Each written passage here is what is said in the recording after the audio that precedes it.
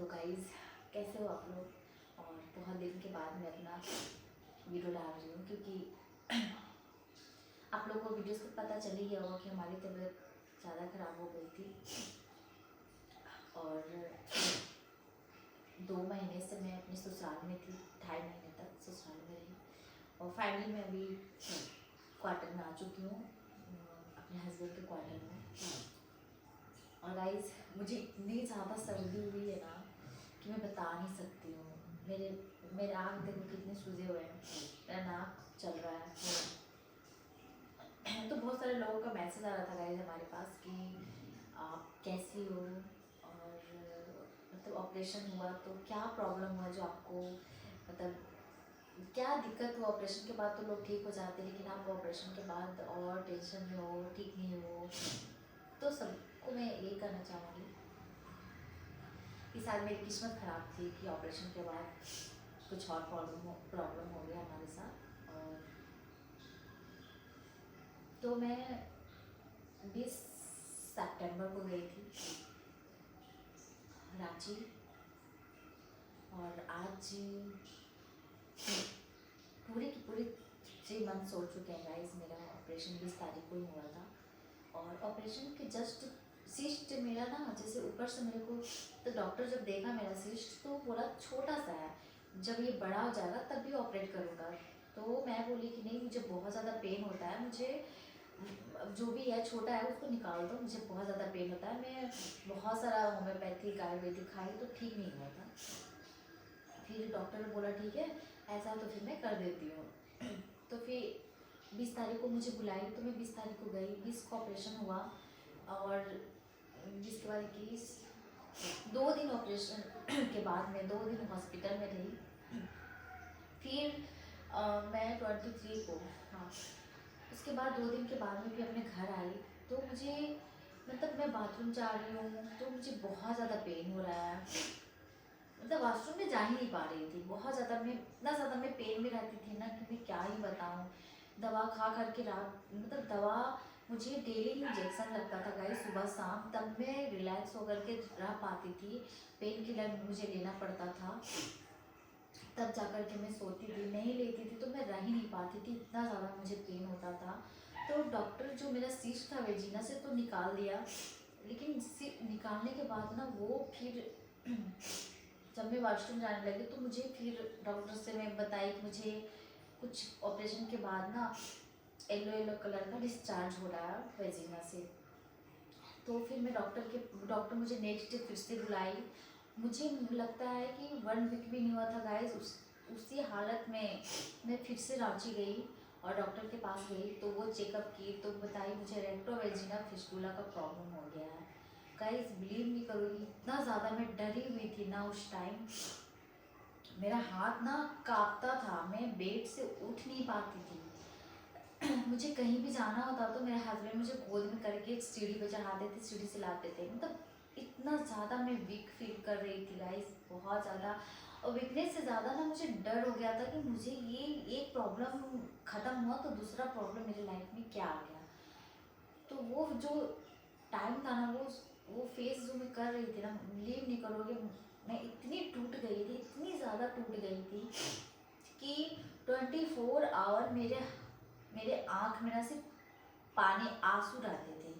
मतलब स्माइलिंग करना, मतलब सब कुछ मैं भूल गई थी। मेरे चलते मेरे मेरे मेरे मम्मी पापा, मेरे जितने भी फैमिली लोग हैं ना, सब टूट गया था। और साथ सबसे ज़्यादा इफेक्ट तो मेरे हस्बैंड को पड़ा था क्योंकि मैं जब बेड पे आ गई थी ना तो वो इतना ज़्यादा परेशान हुए थे ना। मुझे कभी रांची लेके जाना, कभी पटना लेके जाना, कॉलेज भी देखना, बहुत ज़्यादा मतलब उस टाइम ना जो प्रॉब्लम था ना, मैं अभी भी याद करती हूँ तो मुझे लगता है कि वो दिन मेरे लाइफ का सबसे गंदा टाइम था।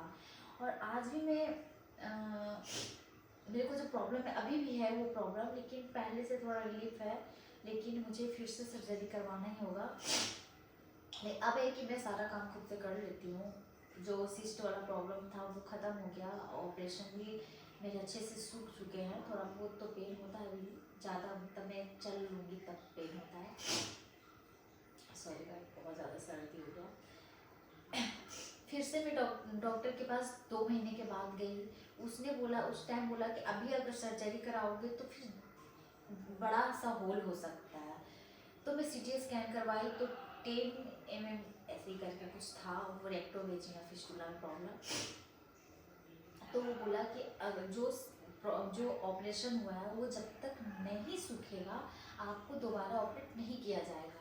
तो गाइस मुझे लगा कि मुझे और दिन मुझे इस तरह ही झेलना होगा, और अभी भी मैं उसी सिचुएशन में हूँ। तो फाइनली गाइस दिसंबर में फिर से मुझे डॉक्टर बुलाई है ऑपरेट करने के लिए। तो मैं ना उस टाइम इतना टूट गई थी कि मुझे और भी दिन वेट करना पड़ेगा, मैं कैसे रहूँगी इस हालत में। तो गाइस फिर से मैं सीटी स्कैन कराई, तो फिर डॉक्टर के पास ले गई। तो डॉक्टर तो मुझे बोली कि फिर से ऑपरेशन करना पड़ेगा, नहीं तो ये अपने आप ठीक हो जाएगा, आप 1-2 महीना वेट करो। तो हम बोले ठीक है, जो भी है डॉक्टर का तो बात मानना पड़ेगा। मैं 2-3 डॉक्टर के पास और भी दवाई लेने के लिए गई, तो उसने भी वही चीज़ बोला कि अभी जो ऑपरेशन हुआ जब तक वो पूरी तरह से ठीक नहीं हो जाता दोबारा ऑपरेशन आपका नहीं हो सकता है। तो फिर मेरे हस्बैंड बोले कि चलो दिल्ली चलते हैं। मैं बोली मैं थक गई हूँ यार, मैं कहीं नहीं जाऊँगी, मुझे ठीक होना होगा, नहीं ठीक होना होगा, मुझे यहीं रहने दो। लेकिन उस टाइम मेरा इतना कंडीशन ख़राब था ना, मैं चल नहीं पा रही थी। तो आप बताओ मैं दिल्ली कैसे जाऊँ डॉक्टर के पास चक्कर लगाने का मतलब है ना डेली डेली, मतलब कि बार बार ना चेकअप कराना, मुझे डर लगता था। मुझे अब डॉक्टर से ही डर हो गया था कि अब कि कोई भी डॉक्टर पर मुझे लगा था बिलीव नहीं यार, मुझे नहीं जाना चाहिए। तो मैं बोली यार मुझे अभी रेस्ट करने दो, मुझे वेट करने दो, इतने सारे डॉक्टर वेट करने के लिए ही बोले तो मुझे वेट ही करने दो। पता चला मैं दिल्ली जाऊंगी, वहाँ भी डॉक्टर बोलेगा अभी आप वेट करो, तो फिर से मैं इतना अप डाउन करना मेरे बस की बात है नहीं, क्योंकि मैं अभी बिल्कुल चलने लायक नहीं हूँ, बिल्कुल कहीं जाने लायक नहीं हूँ। तो गाइस अभी भी मैं वेट कर रही हूँ डॉक्टर का डेट, मतलब डॉक्टर कब डेट देगी, कब बुलाएगी मुझे। अभी भी मैं वेटिंग लिस्ट में जा रही हूँ। और गाइस बिलीव नहीं करोगे, मैं बहुत बहुत 2.5-3 महीना 2 महीना ना, तो मेरा बहुत गंदा हाल था। अब जाके फाइनली मैं थोड़ा रिकवर हुई हूँ, लेकिन फिर से दोबारा होने के बाद पता नहीं अब क्या होगा, क्योंकि अब ना मुझे डर लगने लगा। मुझे लगता था ना कि सिस्ट वाला जो प्रॉब्लम वो ख़त्म हो जाएगा तो मैं ठीक हो जाऊँगी, लेकिन अब ना सच में मुझे बहुत ज़्यादा डर लगने लगा है, क्योंकि ऑपरेशन करना इतना भी आसान बात नहीं है। इतना ज़्यादा बॉडी में इफेक्ट पड़ता है, इतना ज़्यादा वीकनेस फील होता है ना। मैं देखी हूँ मैं रियलाइज़ कर सकती हूँ यार, मैं बहुत अब ना बहुत ज़्यादा मैं परेशान हूँ कि दोबारा मैं कैसे उसी सिचुएशन को झेलूँगी, सच में बहुत ज़्यादा। लेकिन उस टाइम क्या है ना, भगवान भी ना बहुत साथ देता है। अभी थोड़ा सा दर्द होता है ना तो मुझे लगता आउच, लेकिन उस टाइम का जो दर्द था ना, पता नहीं कैसे इतना हिम्मत हो गया था कि मैं इतना बर्दाश्त कर रही थी।